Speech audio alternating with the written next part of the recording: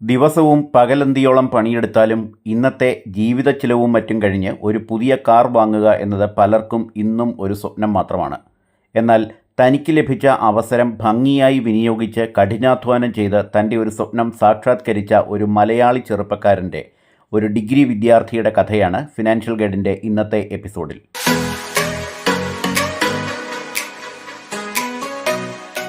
ഇത് 21കാരനായ സായൂജ് എസ് ചന്ദ്രൻ, കാസർഗോഡ് സ്വദേശിയും രാജപുരത്തെ cent Pius കോളേജിലെ അവസാന വർഷ BSc വിദ്യാർത്ഥിയുമാണ്. തൻ്റെ പഠനത്തിനൊപ്പം തന്നെ IAS ഉദ്യോഗാർത്ഥികൾക്ക് ഓൺലൈൻ ക്ലാസുകളിലൂടെ നൽകിയ കോച്ചിങ്ങിലൂടെ ലഭിച്ച വരുമാനം കൊണ്ട് 10 ലക്ഷം രൂപയുടെ കാർ സ്വന്തമാക്കിയിരിക്കുകയാണ് ഈ 21കാരൻ.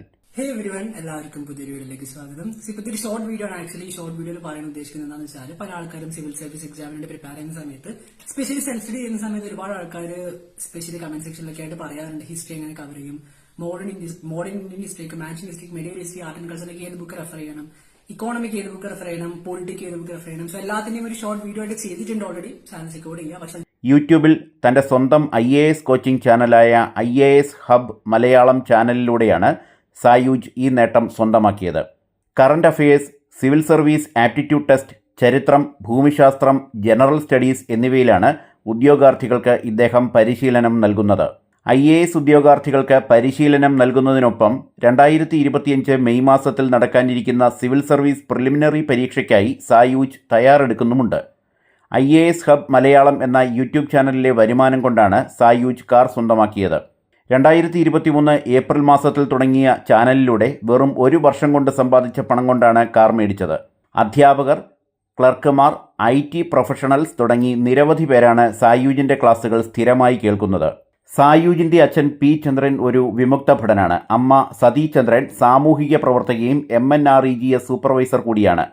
Chattanchal higher secondary school, Swamiji's higher secondary school എന്നിവിടങ്ങളിൽ നിന്നാണ് സായൂജ് തൻ്റെ സ്കൂൾ വിദ്യാഭ്യാസം പൂർത്തിയാക്കിയത്. +2 പഠനം പൂർത്തിയാക്കിയതിന് പിന്നാലെ 2022 നീറ്റ് പരീക്ഷയും സായൂജ് എഴുതിയെങ്കിലും വിജയിക്കാൻ കഴിഞ്ഞില്ല. 2022 രാജപുരത്തെ സെൻറ്റ് പയസ് കോളേജിൽ BSc മൈക്രോബയോളജിക്ക് ചേർന്നത്. കോളേജിലെത്തിയപ്പോഴേക്കും IAS മോഹം ഉദിച്ചു. സ്വപ്നം നേടുന്നതിൻ്റെ ഭാഗമായി കഠിനാധ്വാനം ചെയ്യാൻ തീരുമാനിച്ചു. ആദ്യപടിയെന്ന നിലയിൽ ഇംഗ്ലീഷ് ദിനപത്രത്തിൻ്റെ പേപ്പർ വേർഷൻ വായിക്കാൻ ആരംഭിച്ചു. തുടക്കത്തിൽ പല വാക്കുകളും മനസ്സിലായിരുന്നില്ല. ഈ പ്രതിസന്ധി മറികടക്കാൻ ഇംഗ്ലീഷ് സിനിമകൾ കാണാനും ഇംഗ്ലീഷ് നോവലുകൾ വായിക്കാനും തുടങ്ങി. വിദേശകാര്യമന്ത്രി S ജയശങ്കറിൻ്റെയും കോൺഗ്രസ് നേതാവ് ശശി തരൂരിൻ്റെയും പ്രസംഗങ്ങൾ പതിവായി കേൾക്കുന്ന ശീലമുണ്ട് സായൂജിന്. സിവിൽ സർവീസ് പ്രിലിമിനറിക്ക് സോഷ്യോളജിയാണ് സായൂജ് ഐച്ഛിക വിഷയമായി എടുക്കാൻ ഉദ്ദേശിക്കുന്നത്. അതിൻ്റെ ഭാഗമായി NCERT പാഠപുസ്തകങ്ങളും സിലബസും ഏകദേശം പൂർത്തിയാക്കി സായൂജ്. ദിവസവും 2 പത്രം വീതം സായൂജ് വായിക്കാറുണ്ട്. കോളേജിൽ പോകുമ്പോഴാണ് പത്രം വായിക്കാൻ സമയം കിട്ടുന്നത്. കോളേജിൽ നിന്ന് തിരിച്ചെത്തുമ്പോഴേക്കും 2 പത്രവും വായിച്ചു തീർത്തിരിക്കും. വീട്ടിലെത്തിയ ശേഷം പത്രത്തിൽ നിന്ന് ലഭിച്ച വിവരങ്ങൾ നോട്ടിൽ എഴുതി വയ്ക്കും. ശേഷം അവ തൻ്റെ യൂട്യൂബ് ചാനലിൽ അപ്ലോഡ് ചെയ്യുമെന്നും സായൂജ് പറഞ്ഞു. മറ്റെന്തെങ്കിലും ജോലി ചെയ്യുന്നവരോ പ്രൊഫഷണലുകളോ ആണ് സായൂജിൻ്റെ ക്ലാസ്സിലേക്ക് എത്തുന്നവരിൽ അധികവും. നോട്ട്സ് എഴുതാൻ സമയമില്ലാത്തവർ സായൂജിൻ്റെ നോട്ട്സ് നോക്കിയാണ് പഠിക്കുന്നത്. തെക്കൻ ജില്ലകളിൽ നിന്നുള്ളവരാണ് സായൂജിൻ്റെ ക്ലാസ്സിലെത്തുന്നവരിൽ അധികവും.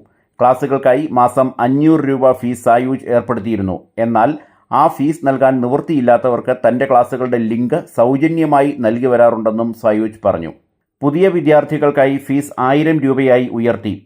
SCIAS അക്കാദമി എന്നായിരുന്നു സായൂജിൻ്റെ യൂട്യൂബ് ചാനലിൻ്റെ ആദ്യ പേര്. പിന്നീട് ചാനലിൻ്റെ പേര് IAS ഹബ് മലയാളം എന്നാക്കി മാറ്റുകയായിരുന്നു. മലയാളത്തിലാണ് സായൂജ് ക്ലാസുകൾ എടുക്കുന്നത്. ഒപ്പം ഇംഗ്ലീഷിലുള്ള നോട്ട്സും ഉദ്യോഗാർത്ഥികൾക്ക് നൽകുന്നുണ്ട്. ടെലിഗ്രാം ഗ്രൂപ്പ് വഴിയാണ് സായൂജ് നോട്ട്സുകൾ ഉദ്യോഗാർത്ഥികളിലേക്ക് എത്തിക്കുന്നത്.